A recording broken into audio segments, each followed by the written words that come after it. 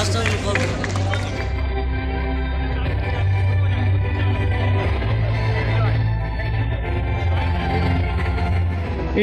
Champion Maharashtra. 2018 সালের আগে এরকম জাতীয় স্তরের কোনো ধরনের টুর্নামেন্ট আমরা অর্গানাইজ করি। আমাদের কিন্তু এর আগে এই ধরনের বড় আয়োজন আমরা খুব একটা করতে পারিনি বা করিও নি।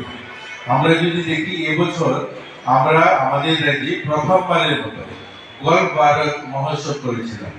গল্ফ ভারত মহোৎসবে গোটা দেশ থেকে যারা জাতীয় স্তরে বা আন্তর্জাতিক স্তরে গল্ফ খেলোয়াড়রা আছেন তাদের ন্যাশনাল একটা টুর্নামেন্ট আমাদের এখানে হয়েছে এবং যে অনুষ্ঠানটা শুরু হয়েছিল প্রধানমন্ত্রীর হাত দিয়ে, সেই অনুষ্ঠানের একটা অংশ হিসাবে আমাদের রাজ্য সেই অনুষ্ঠানটা আমরা করেছি এবং আমাদের এখানে সারা দেশ থেকে খেলোয়াড় রয়েছে।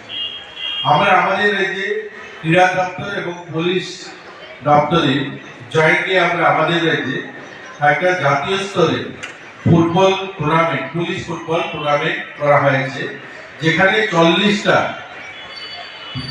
রাজ্য এবং কেন্দ্রশাসিত এবং তাদের ডিপার্টমেন্ট সহ 40টা টিম আমাদের রাজ্যে আসে এবং খুব ভালোভাবে আমরা রাজ্যের বিভিন্ন প্রান্তে বিভিন্ন মাঠগুলো যেগুলো আমরা করেছি, আমাদের রাজ্যে প্রায় 13খানা সিনথেটিক ফুটবল মাঠ আমরা ট্রাইবাল ওয়েলফেয়ার দপ্তর এবং আমাদের ক্রীড়া দপ্তর উদ্যোগে বানানো হয়েছে। সেই মাঠগুলোতে ছড়িয়ে ছিটিয়ে সেই অনুষ্ঠানটা আমরা করেছিলাম এবং সেটা সফলভাবে আমরা সম্পন্ন করতে পেরেছি।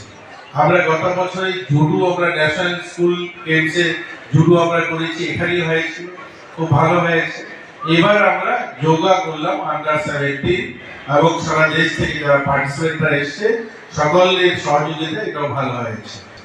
আমরা যোগাতে আমাদের রাজ্য আমরা বলতে পারি, আমাদের রাজ্য অর্থাৎ ত্রিপুরা এবং ওয়েস্ট বেঙ্গল বা মহারাষ্ট্র, পাঞ্জাব এরকম কয়েকটা রাজ্য আছে, সব রাজ্য ভালো খেলে, তার মধ্যে যোগা এই কয়েকটা রাজ্য আছে যে যোগাতে যথেষ্ট ভালো নাম রয়েছে গোটা দেশে।